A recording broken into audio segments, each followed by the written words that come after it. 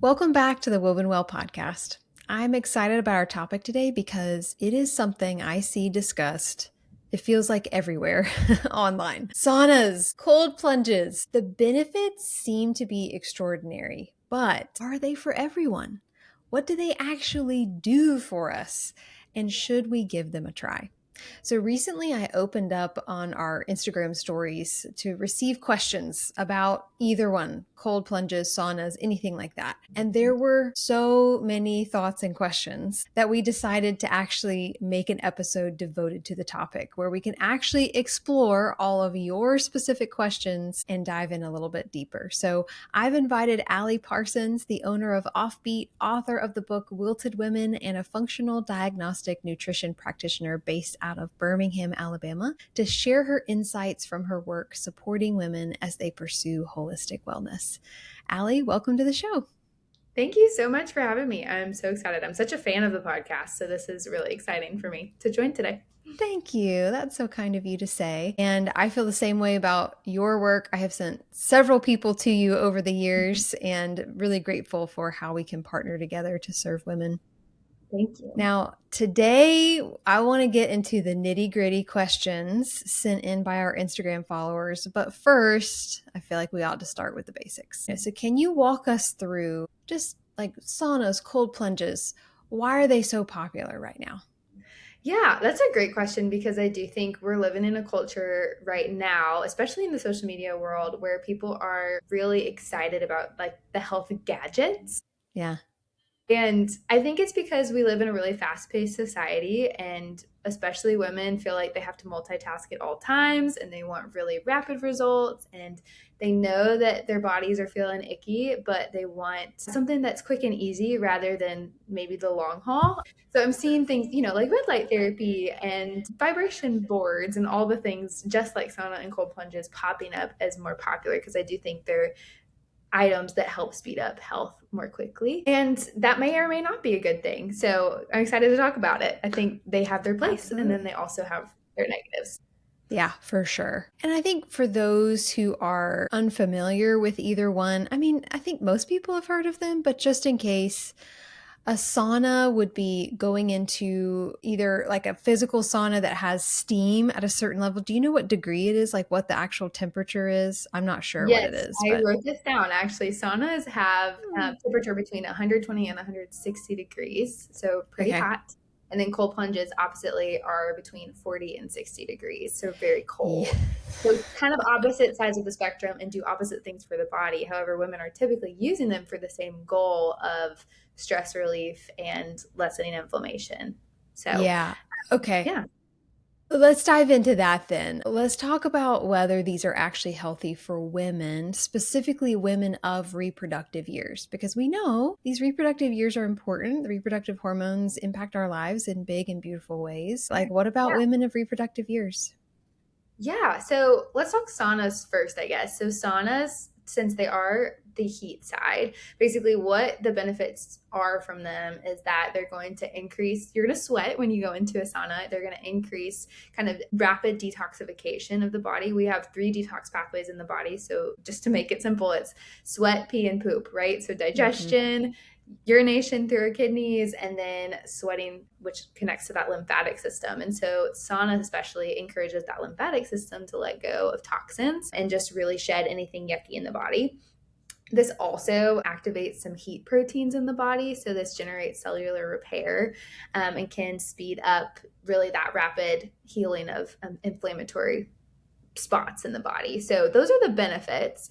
However, the negatives, especially for women of reproductive years, is that typically women are already kind of running in a fight or flight mode very often, kind of have a higher adrenaline already, and stress might be elevated. And when we do actually increase heat or cold in the body, we'll talk about that with cold plunges too, we do potentially wake up those stress hormones even more so than they already are. And with the heat aspect, we actually speed up the loss of minerals, especially. And minerals are something that I focus a lot in my practice. We do actually do mineral testing with a hair analysis for the women that come work with us. And we're testing for those foundational minerals like calcium, magnesium, potassium, sodium, iron, iodine, all those minerals that are the building block of things like tissues in the body, like hair, skin, nails, but also the signaling precursors to a lot of your hormones. So they benefit your thyroid, they benefit your pituitary, they connect those hormone signals to the ovaries.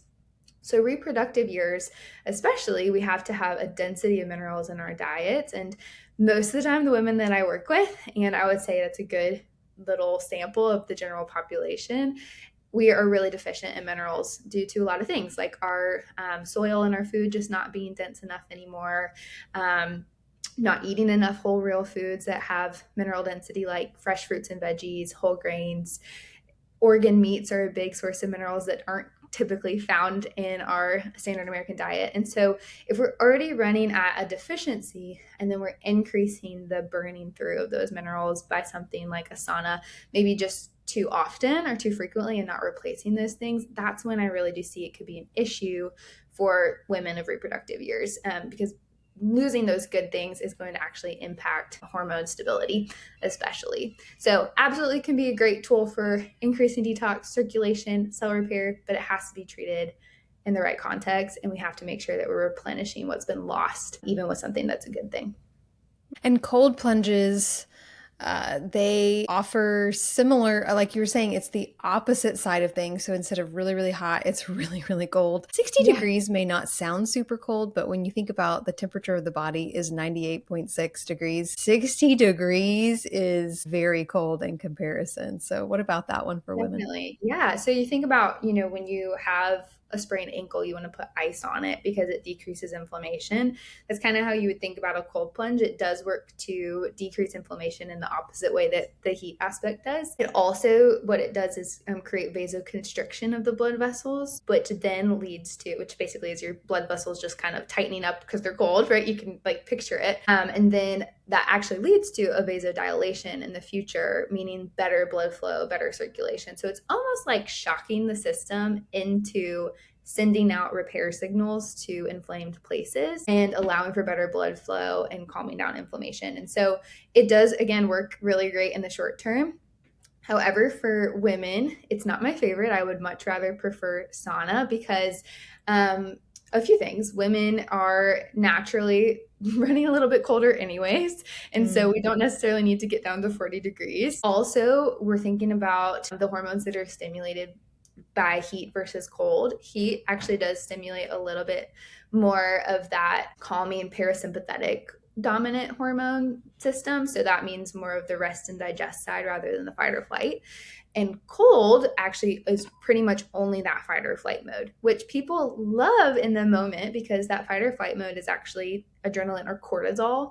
And cortisol is a hormone that gets a bad reputation nowadays because it's, fight or flight. It keeps us kind of in that stressed out mode. However, it's anti-inflammatory. It's a steroid. So if you think about somebody getting like a cortisone shot, they're getting that hormone cortisol somewhere that hurts and it takes away pain, right? So in the moment, a cold plunge can feel pain numbing. It can feel really, really good because it's a spike of that cortisol and a spike of dopamine as well. However, again, thinking about women typically are running just a little bit higher in adrenaline, or they're really stressed out or depleted in some things more often than men most of the time. And so that excess cortisol that could come from a cold plunge may not be the best approach to get where they want to go, if that makes sense. Yeah, it makes perfect sense. And I'm thinking, I can imagine some women may feel a little bit left out of the cold plunge trend, like maybe even be tempted to hold it against their own body. Like, man, because I'm female, I can't do cold plunges. Like, it's not as good for me. And it's not that you can't. You're saying it perfectly. It's not that you can't. It's that there are consequences or results that you're going to experience that your brother or male friend or husband may not experience in exactly the same way. At the same time, that is true on the flip side as well. I teach every one of my clients about the impact of heat on male fertility. Yes. So I would recommend men do not frequent the sauna while women do not frequent the cold plunge. And so it's just about finding what supports your particular body, hormones, that sort of thing. So are there any particular guidelines that you would recommend for those who are using saunas or even women who may still want to do a cold plunge here or there? Sure. Yeah. So It's all about the right time and place. So, like you were saying, men's bodies are really different and they run on a 24-hour cycle versus women who run on a 28 to 34-day cycle. So, there are times and places during the month-long cycle that I think one is better versus the other.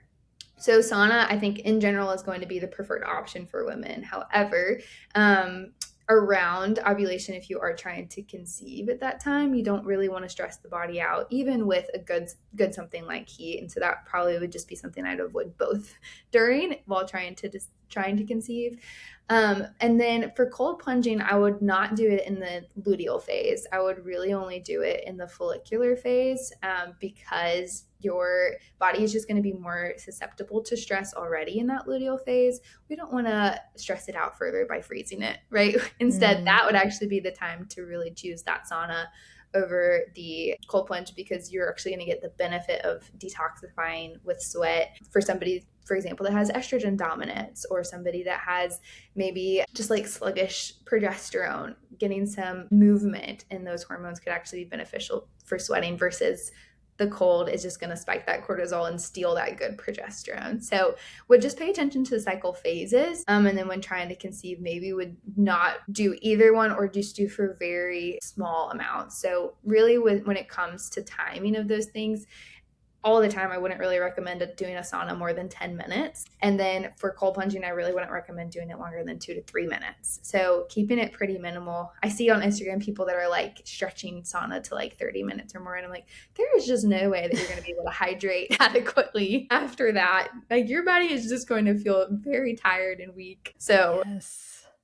That's what I would recommend. Yeah, okay, that's very helpful, especially the trying to conceive aspect of it, because I don't know that I would have assumed no sauna while trying to conceive. So that's helpful to hear from you. We always say take it easy and be mindful and that sort of thing, but that it may be a wise decision to just kind of take a break from sauna for a little bit while you're trying to conceive. And to clarify, I was more so saying around those ovulation days would not do either. Not necessarily the full month, but just around those days where we really want to prioritize that good egg quality and like safety in the body, promote that safety.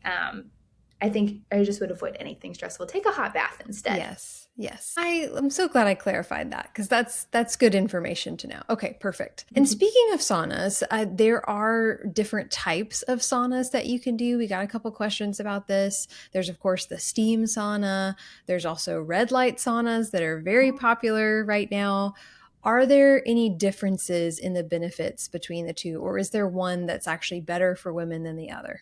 Sure. Red light saunas are intriguing to me nowadays. I think there's a lot of cool studies and research on them that they seem to have less negatives than the other versions of the saunas, because they are actually lower temperature but more focused in on that like infrared benefit, I guess. So red light therapy often can just benefit those things that we mentioned in the beginning: cell repair, more like rejuvenation of the cells more quickly. And so it does seem that that one is more beneficial and promotes more rapid healing than a sauna that's just focused on the high temperature.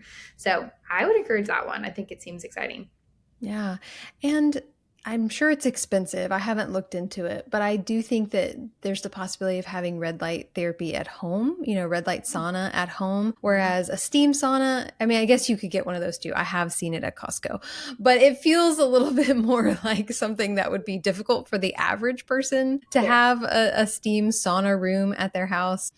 Unless you're a Costco member, maybe. Shout out to Costco. But they do have them at gyms and, spas and that sort of thing if you want to have the occasional outlet there. Yes. I live in Alabama, and to be honest, all of summer, I don't think you need a membership anywhere. I think you could just step outside in the sunshine, in the humidity, and you will get a full sauna experience while also getting some vitamin D. And maybe it's moving while you're doing it, and I think that actually could be the best option. Can we actually talk about that for a second? Because I really resonate with that, and I agree so much. What you said in the beginning about we're in an age where we love a gadget and we love a health-focused gadget. And so we're all trying to optimize our health. Longevity is a huge term that's out there right now. But sometimes the way that God created the world to function is really all we need. And so moving around outside, like you said, it's a benefit of vitamin D. You get the sun, you feel the wind on your face, you hear the birds. That's good for our, calming our nervous systems, all those things. Do you think that's just as helpful as doing a sauna or cold plunge? Yes, and actually, I have a whole book about it. That's exactly the premise of my entire book, Wilted Women. And so, would just encourage anyone to read it. If you are feeling like overwhelmed by the health world right now and feeling like you have to make all these purchases. We have so many guidelines in the Bible that are then backed up by science, years and years of science about how God sets this example for us of how to live. And most of the time, it's just an invitation to come enjoy nature, enjoy the sun, enjoy food, enjoy rest, and enjoy community.